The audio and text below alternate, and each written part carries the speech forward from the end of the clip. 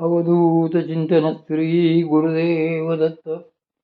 माझ्या सर्व साधक बंधू भगिनींनो, आपण परमपूज्य श्री श्री ग उर्फ मामासाहेब देशपांडे महाराज यांची लिहिलेली श्री गुरुकृपेनंतरही अभ्यासाची आवश्यकता यातले येऊन विवेक तीर्थजटा हा भाग घेऊया.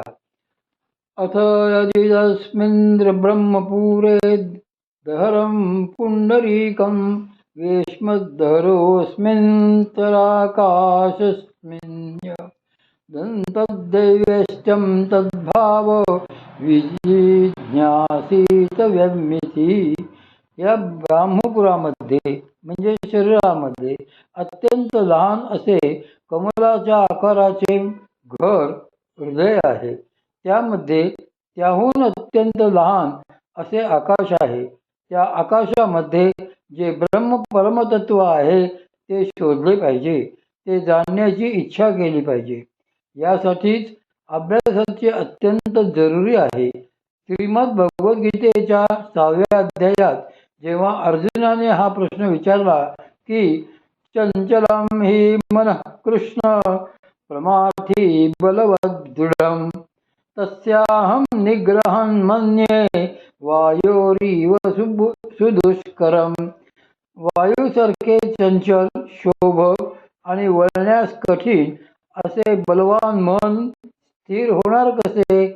या शंकेवर श्रीकृष्ण भगवंतांनी लगेच उत्तर दिले की अभ्यासेन तु कौन्तेय वैराग्येन च गुह्यते. अभ्यास व वैराग्य या साधनांनी मन स्थिर होते.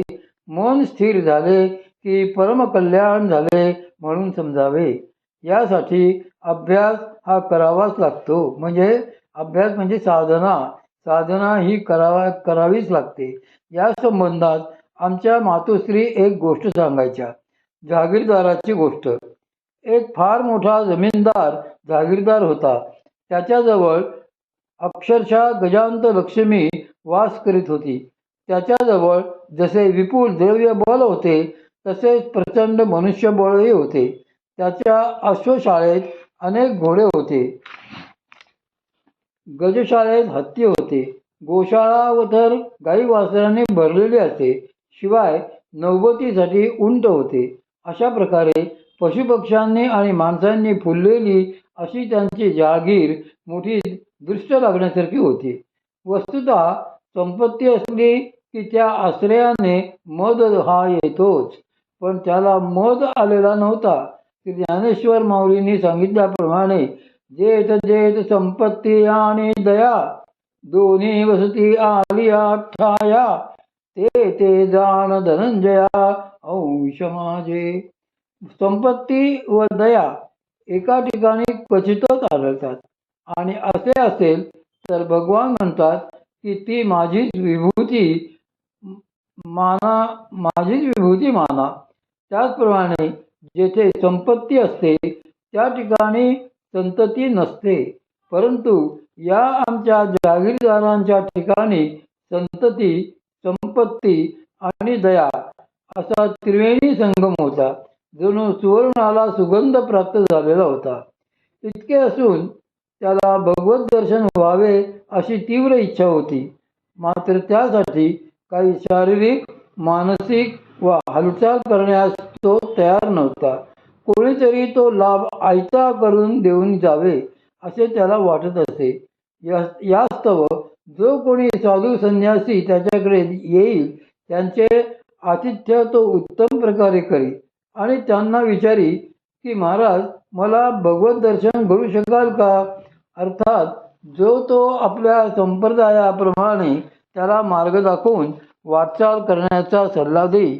परंतु हा आमचा जहागीरदार काहीच वाटचाल न करता स्वस्थ बसे व नवा कोणी साधू संन्यासी आला की त्याचे उत्तम प्रकारे आदरातिथ्य करून तोच प्रश्न विचारी. अशा प्रकारे त्याची कालक्रमणा चालली असता एक दिवस वरून साधूचा वेश नसलेला अंतर्यामी संत प्रवृत्त असा एक गृहस्थ आला. श्री संत तुकाराम महाराजांच्या शब्दात सांगायचे म्हणजे अंतरी निर्मळ वाचेचा रसाळ, त्याचे गळा माळ असो नसो. अंतरी निर्मळ वाचेचा रसाळ, त्याचे गळा माळ असो नसो. त्या माणसाचेही त्या जागीरदाराने उत्तम आदरातिथ्य केले. त्यावर तो साधू पुरुष प्रसन्न झाला व त्याने त्या जागीरदारास काय पाहिजे ते मागावयास सांगितले. त्यावर त्याने नेहमीप्रमाणे पहिला प्रश्न केला, महाराज, मला भगवत दर्शन घडेल का? साधू म्हणाला, अलबत, भगवत दर्शन जरूर घडेल. जागीरदार म्हणाला, पण महाराज, त्यासाठी साधना वगैरे करावीच लागेल का?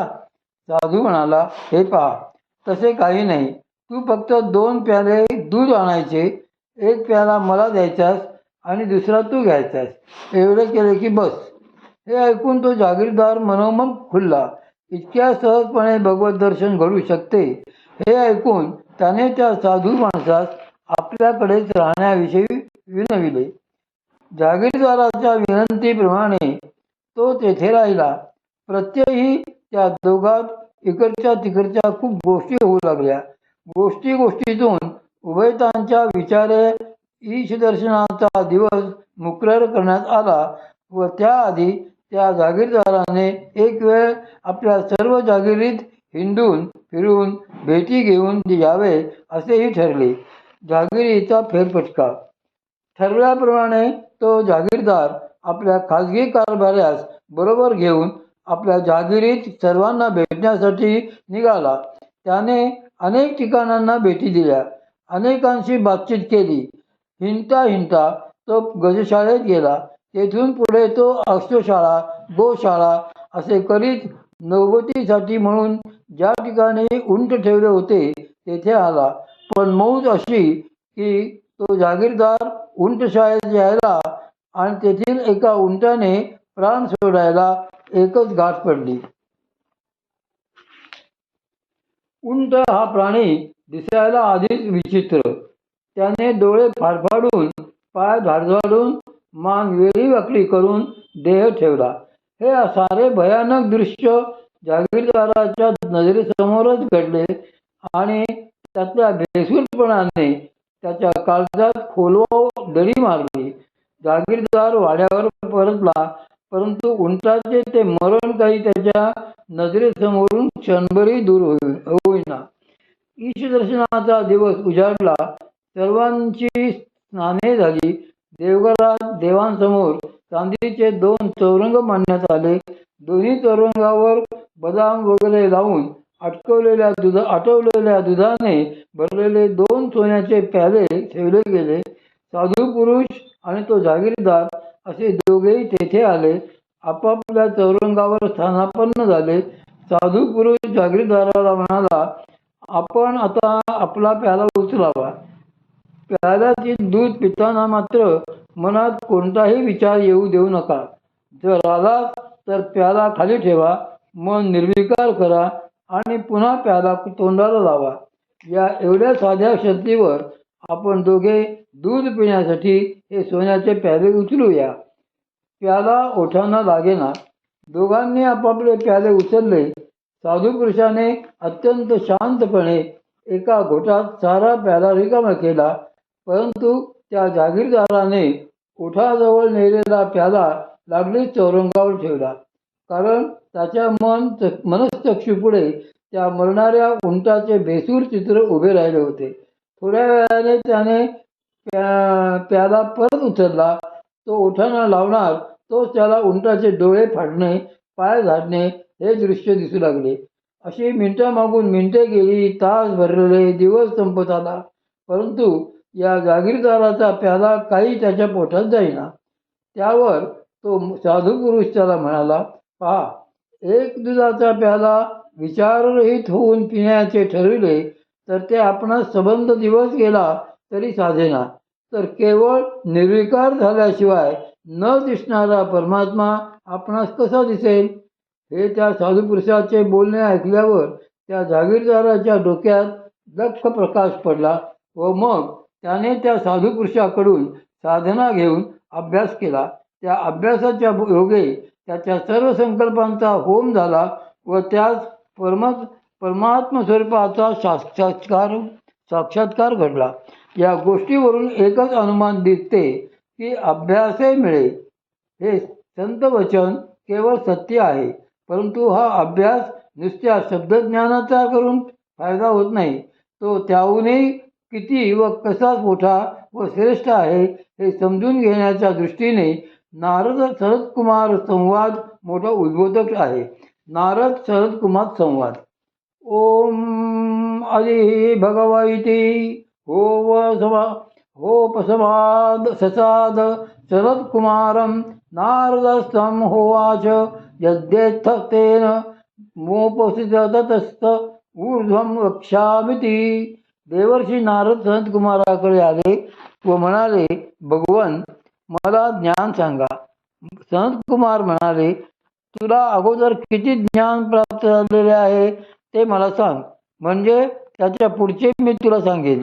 त्यावर नारद म्हणाले, हे भगवन, मी ऋग्वेदाचे, यजुर्वेदाचे, सामवेदाचे तसेच अथर्ववेदाचे अध्ययन केलेले आहे.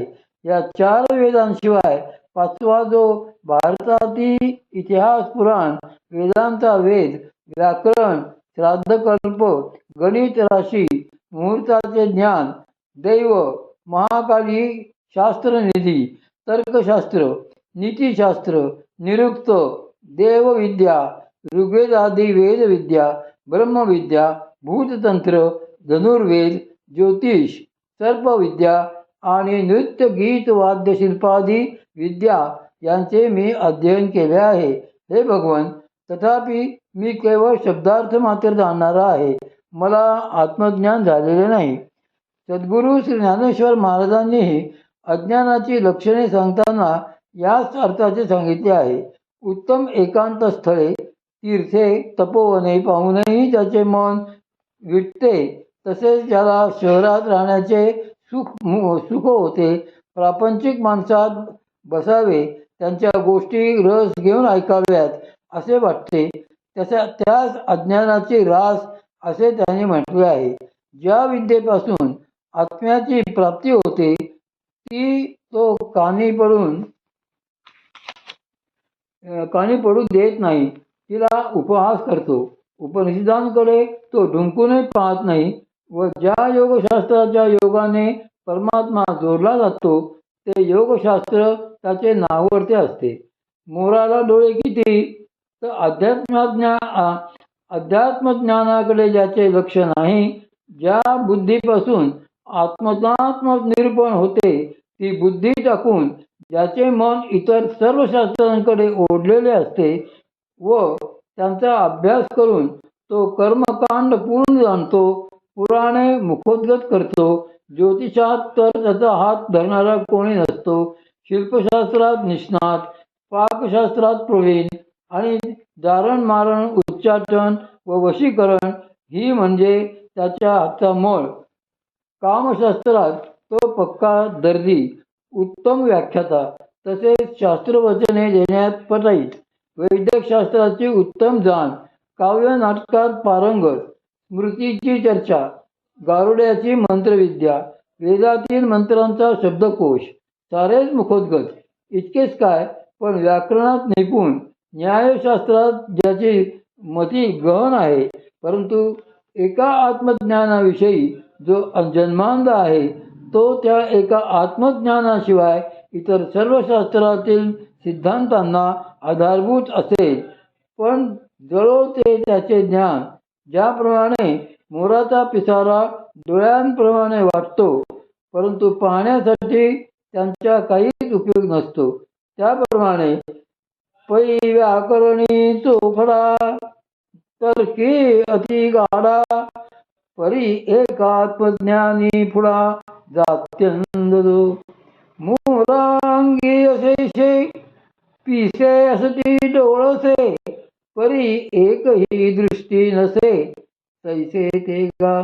या तऱ्हेचे देवर्षी नारदाचे ज्ञान हे केवळ शब्दज्ञान ठरल्यावर नारद म्हणतात, हे भगवन, आत्मज्ञानी हा मनस्तापाच्या शोकाच्या पलीकडे जातो असे मी आपणासारख्या थोर पुरुषांकडून ऐकले आहे.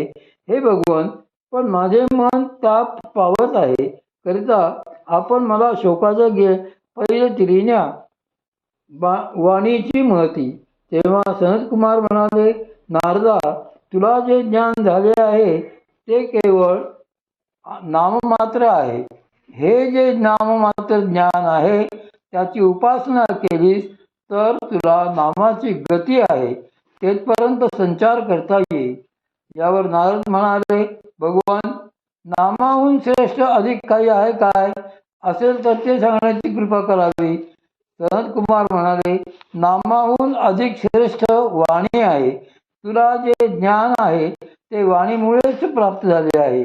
जर वाणी नसती तर धर्म अधर्म, सत्य असत्य, साधू असाधू, हृदयप्रिय हृदयाप्रिय याचे ज्ञान झाले नसते. या सर्वांचे ज्ञान वाणीच करून देते. म्हणून वाणीची उपासना कर, म्हणजे वाणीची गती जेथपर्यंत आहे तेथपर्यंत तुला जाता येईल. त्यावर नारदाने विचारले, वाणीहून अधिक काही आहे काय? यावर सनतकुमार म्हणाले, वाणीहून मन श्रेष्ठ आहे. ज्याप्रमाणे 2 आवळे, 2 बोरे, 2 मणी मुठीमध्ये राहतात, त्याप्रमाणेच वाणी आणि नाम ही दोन्ही मनामध्ये राहतात. कसे?